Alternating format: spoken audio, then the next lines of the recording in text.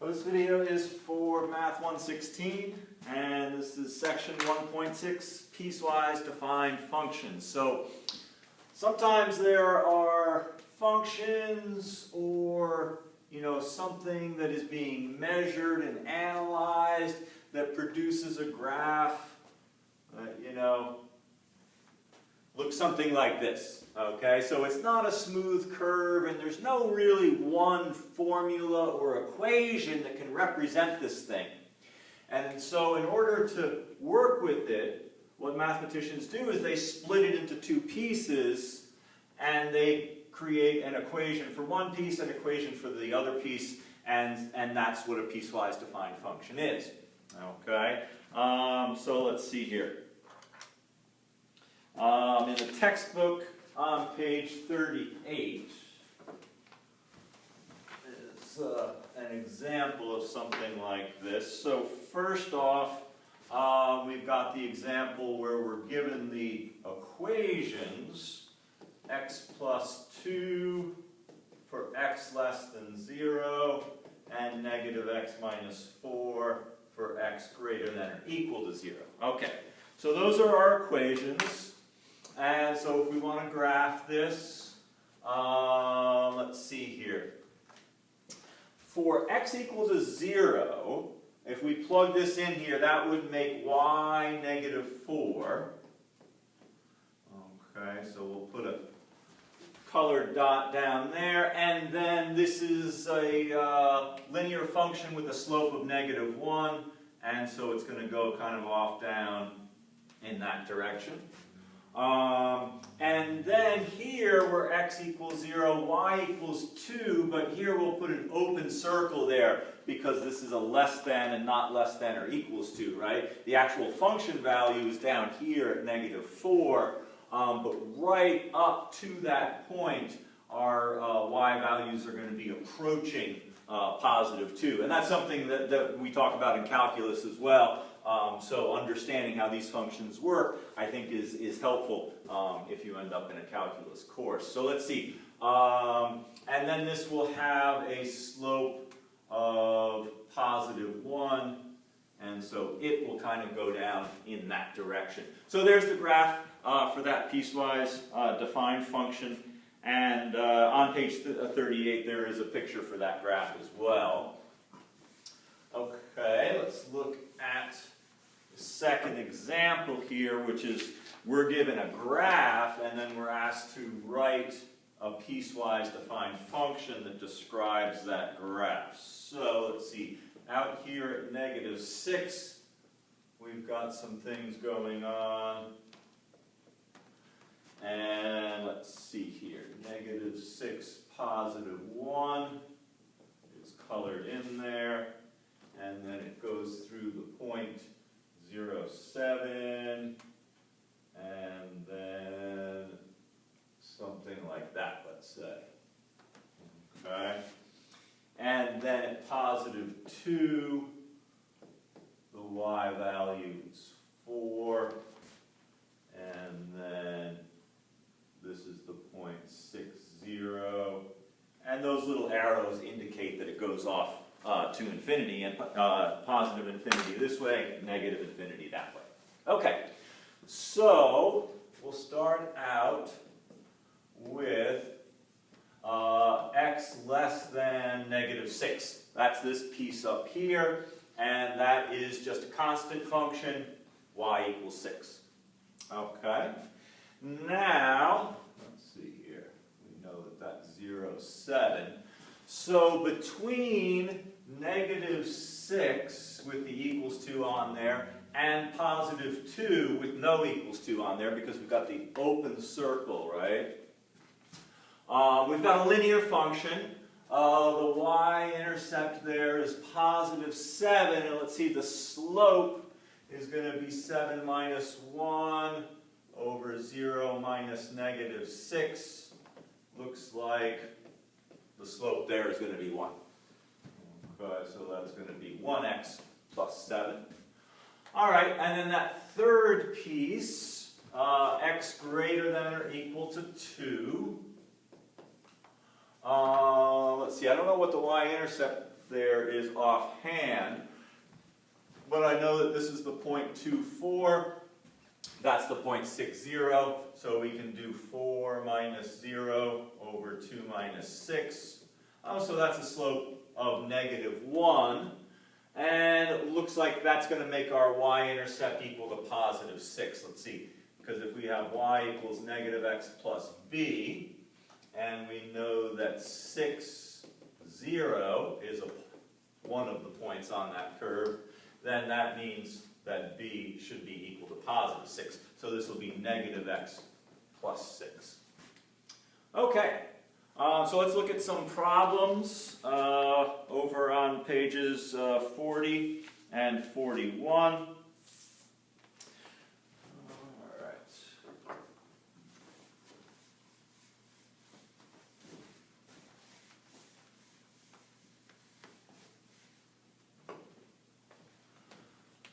All right, well, we'll start off with problem 2. Let's see, f of x equals 0 for x less than or equal to 1, and x minus 1 for x greater than 1. Okay, so this is all happening where x is positive 1. So for all x is going over this way, including positive 1, the y value will be 0. And then if we plug the 1 in here, we'll get a y value of 0. Now normally I would put an open circle there, but it's already got a closed circle. And I'll talk about that in one sec. And then this is going to go in this direction with a slope of 1. Okay. So here's what happens sometimes. You get these piecewise defined functions where you've got an open circle here, a closed circle there, and this, what's called in calculus, a jump discontinuity, okay, in the curve. Now this thing over here, notice that at the key point where x equals 1, the y values are the same. They're both equal to 0, and that makes this what's called a continuous function. There's no break in it. Okay, there's a variety of ways to have a discontinuity in your function. You can have an asymptote. You can have what's called a jump discontinuity. Oh, and then some functions have a hole in them like this. Okay, so there's a couple different ways a function can be discontinuous. What I'm saying is that this one is actually continuous because the y values are the same for the two different pieces. Okay, let's look at a couple more here.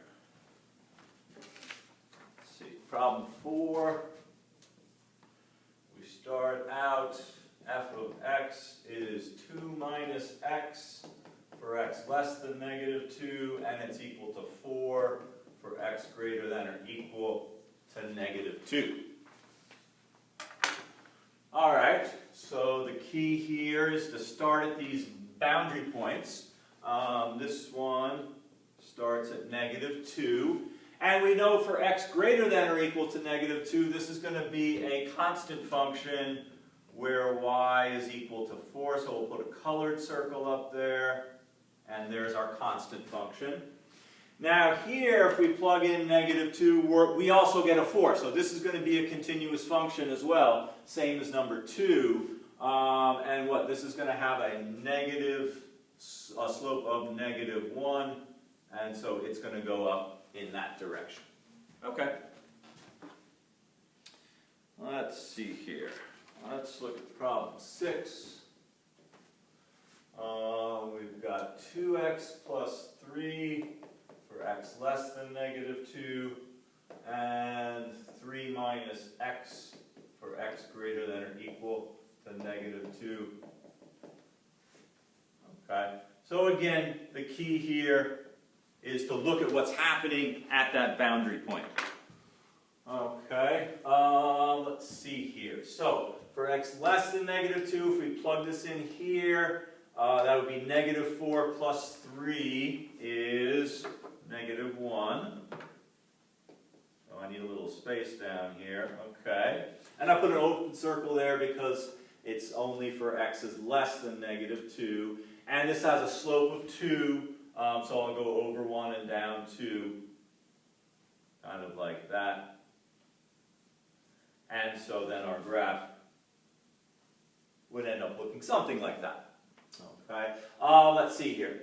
Here, if x is negative 2 and I plug this in, 3 minus negative 2, that'll be 5. So this is not going to be continuous. So the colored in circle is going to go up here, and then this will have a slope of negative 1 that looks like that. Okay.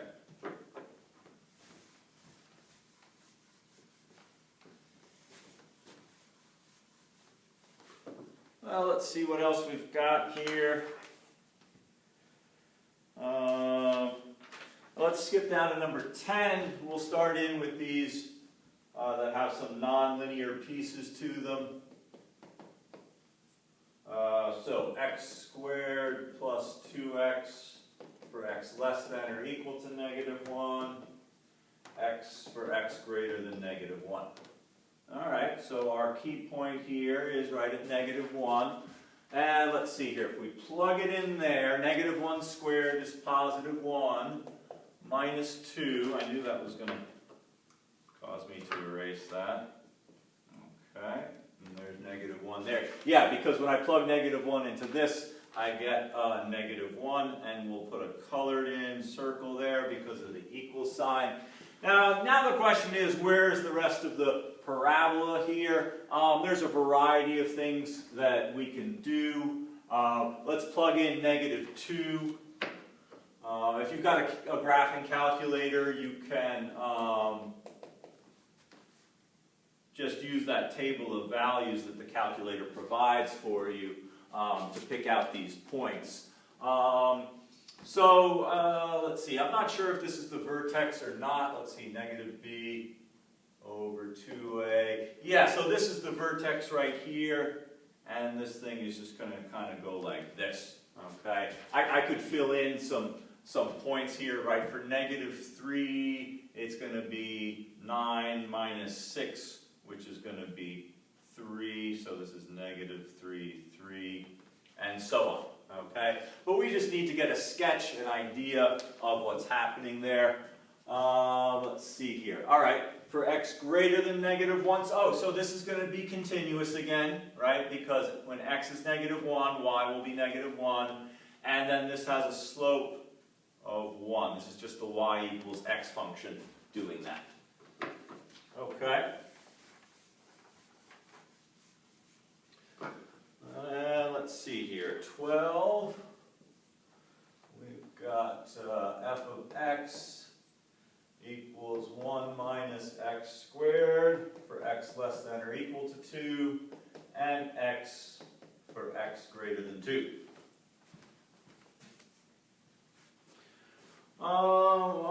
Let's see here.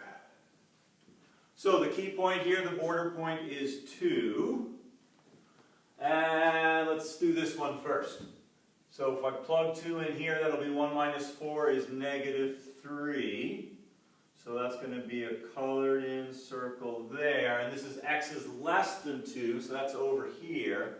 So at 1, we'll get a 0. And at 0, that'll be 1. And then and that's the vertex, okay? This 1 minus x squared, if you think about what we were talking about transformations the other day, right? This is negative x squared plus 1. So this is a flipped over parabola pushed up with the vertex at positive 1. So normally it would look like this. We're only going to have a piece of it doing that. Okay? All right, what do we get next? At 2, this piece is going to have y equals 2 with an open circle and then a slope of 1. Okay, that's problem 12.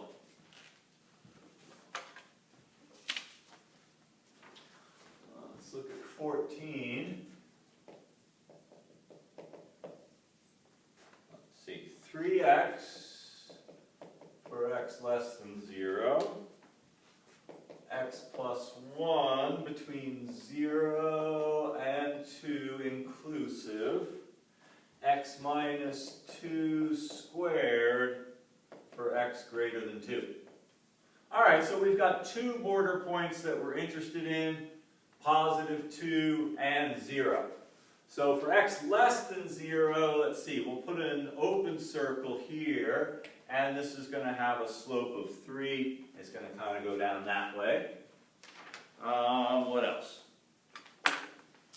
At 0, the actual function value will be 1.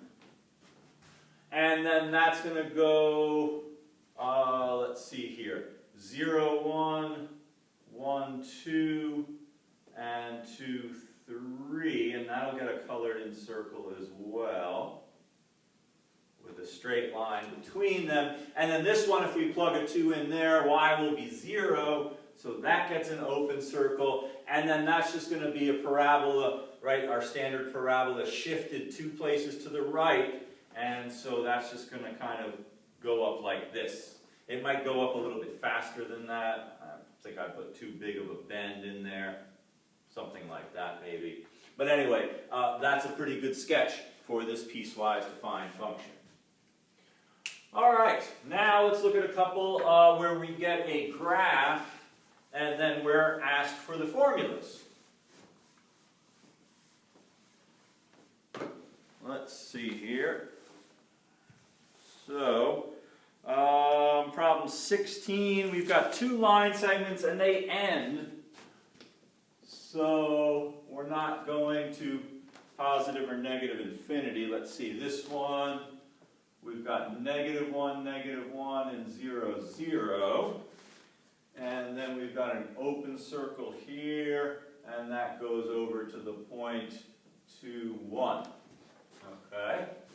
So f of x for, let's see here, x, that's -1, that's +1, that's 2. So between -1 and 0, inclusive, right, because of those colored in circles, that's the equation of the line y equals x. Now if you didn't know that offhand, you can take these 2 points, because these 2 points are -1, -1, and 0, 0. And you can calculate the slope. It'll end up being 1. And your y-intercept is right here. It's the origin. Okay? All right. This one, for x is greater than 0, but less than or equal to 2, this is a constant function where y is equal to 1. Okay. Let's look at one more here. Problem 18. Now this one does have an arrow on one side of it, so I'll try to point that out when we get to that part of the problem. We start out at -1, 0, and then it goes up to 0, 2. Like that. And then we've got another line here, and this is also the line, oh, that's an open circle down there. There we go.